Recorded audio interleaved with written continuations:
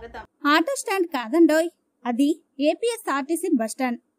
మంత్రాలయంలో bus stand కాస్త auto stand గా మారిందని చెప్పొచ్చు.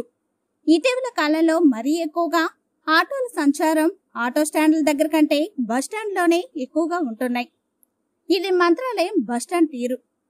దూరపు ప్రాంతాలు, ఉదాహరణకు హైదరాబాద్, బెంగళూరుకు వెళ్ళు ప్రయాణికులు మంత్రాలయం బస్టాండ్ నుండి తుంగభద్ర రైల్వే స్టేషన్ కు వెళ్లే క్రమంలో మంత్రాలయం బస్టాండ్ వెళ్లడం జరుగుతుంది. అయితే గతంలో మంత్రాలయం బస్టాండ్ నుండి తుంగభద్ర రైల్వే స్టేషన్ కు సుమారు 5 బస్సులు అందుబాటులో ఉండేవి. ప్రస్తుతం వాటి సంఖ్య 2కి మాత్రమే పరిమితం కావడంతో స్థానికంగా ఉండే ఆటోలు డైరెక్ట్ గా బస్టాండ్ ఆవరణలోకి వచ్చి ప్రయాణికులను పిలిచి మరీ ఎక్కించుకుని వెళ్లేటువంటి పరిస్థితి నెలకొంది.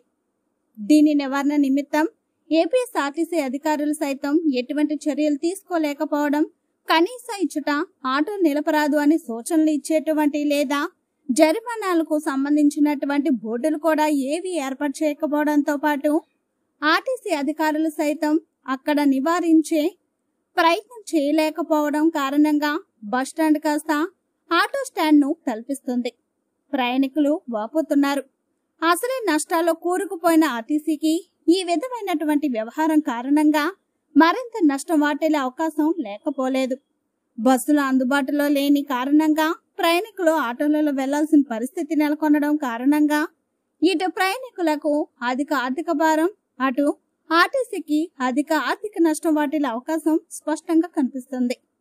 కాబట్టి ఇప్పటికైనా ఆర్టీసీ అధికారులు బాధ్యత వహించి రైల్వే స్టేషన్ కి బస్సులు అందుబాటులో ఉంచాలని ప్రయాణికులు కోరుకుంటున్నారు.